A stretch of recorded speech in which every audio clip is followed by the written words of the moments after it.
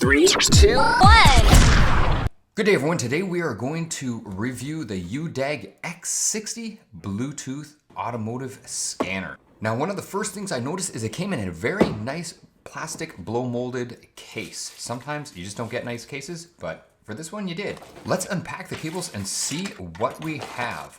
There's a variety of cables, including this extender, which is really nice to see because it may come in handy. You just never know. So I thought that was pretty cool. So besides that, what else do we have? We have, well, what looks like our charging cable, a data cable over here, and an adapter. So very briefly, we have our charging cable, a DOIP cable, our data cable, our extension, which I showed you earlier. Then we have the VCI and the adapter for Ethernet. Plus, you get a nice little manual. So let's take a closer look. You can see there's the two ports. One is for charging and one is for USB. And I had mentioned this adapter. So this is where this adapter would go. And then you would plug in that Ethernet port if you were going to do something with that. Now it does have a kickstand, which is really nice. And it measures about 8 inches in diameter. So it's a decent size and it's about 1.5 inches thick. Definitely feels well built. Now, I found the menu really easy to go through. You can see there's all vehicles, American, European, Asian, Chinese. You can do a VIN scan, so you can do intelligent diagnosis, enter the VIN manually, or scan it with the camera.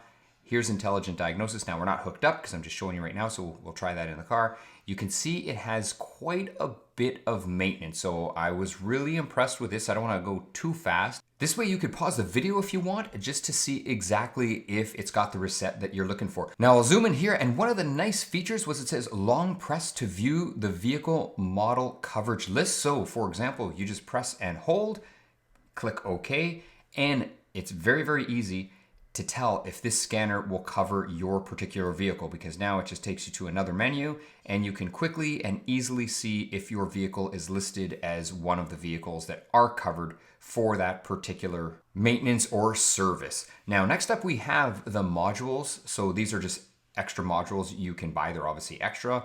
Here we have files. We have no files because I haven't used it yet. Then we have our repair info. Pretty cool. We got an OBD fault code library. If we scroll over here, this is for updating. And if we take a look, you can see there's my upgraded software, 145 of them. So everything is upgraded to the latest version. And by the way, it is free updates for life. So really cool.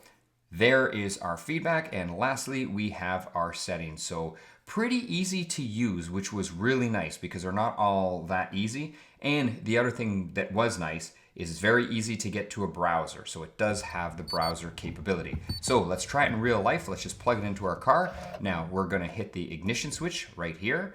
We should hear a little beep when it's coming on, and we are going to do a little test. So let's hit diagnose.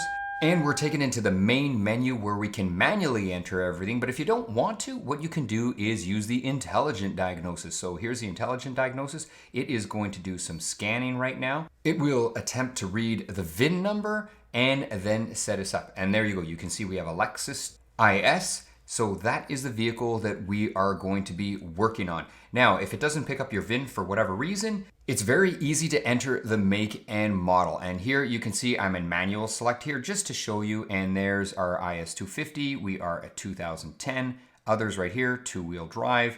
And there we are, we're in North America. We're going to click OK. So either way, very easy to use. Now let's do a health report on top, and it should do a complete scan of all the computers that are detected in the vehicle. Now I'm running at 8 times speed, but I'll throw up a magnifying glass. You can see there's the actual elapsed time. So it took about a minute to do this, if you're wondering. So not too long. Now let's check this code B1443. Not a lot of information, so it's very easy. We can click the Google search, and here is all the information coming right up. So it's really quick that way. When the scanner doesn't have a lot of information, you can just go on Google. So let's click this one, and actually the scanner has a ton of information. And this particular code is for the TPMS system, so for my tire monitoring system. And here you can see it actually gives you a lot of details. So next up, let's just do some tests. Let's try some bi-directional controls. So you can see I'm obviously not driving. Look at the tachometer. It's at 0 and I was at 40. So here we're playing with this speedometer. Let's click it to 80 and let's take a look here. There you go. You can see we're at 80. You know what? Let's pin it. Let's go to 240 and see what happens. And there you go. You can see we are up there. We're actually a little bit over 240. Very nice. Now, looking back at the scanner, you can see I put it back at 0 and the speedometer is where it's supposed to be. So next up, hazards. Okay, so it can control the hazards. Those are located in the body train control module. Here's our door locks. Here's our wipers. Now you should be able to hear these in the background, and if you can't, I will pan up so you can see the wipers are going. And if you're wondering, yeah, it's really sunny out and it's hard to film, so that's why I have that sunshade on the dash right now. Next up, let's see if it'll control the window. So let's take a look over here.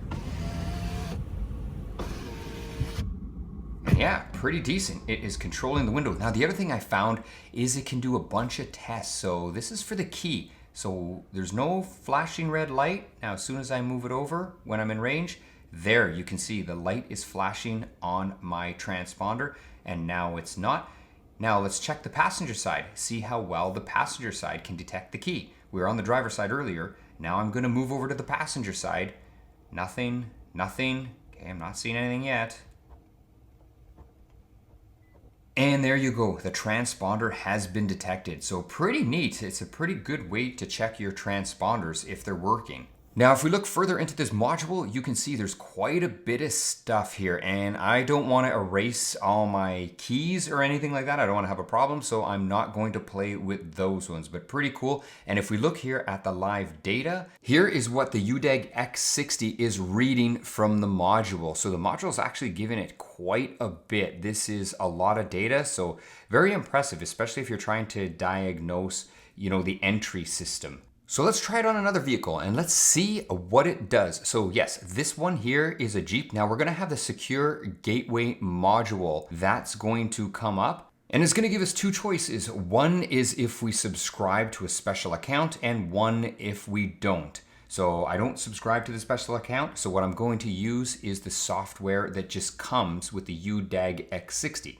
So it can still do a health report. You can see here's everything that's coming up. And here, if I scroll through quickly, you can see here is all the modules that it read. So quite a bit. Next up, let's try to do some graphing. So here you can see I have some data points here. And what I'm gonna do is I'm just going to graph them. So the scanner does a really good job at graphing, and one of the things I wondered was how many points can I graph at once? So let's just try to add a few things. So we click over here, we have a rev counter here, so I'm just gonna try to add some things. You can see them at the bottom, they're getting added there. And if we look at the top, I'll throw up an arrow. It says maximum 4 data streams can be selected. So no more than 4 when you're graphing. So interesting to know. Next, I went into this odometer function just to see what it would do. And yeah, it says this function will write the current mileage into a new PCM. So don't wanna do that right now, so let's get out of that. Overall, what did I think of this scanner? I did really like it. It's got a lot of stuff and it's easy to use. So that concludes our video for the day. If you have any questions, please leave them below. I am Garage King and I will see you again. Thanks.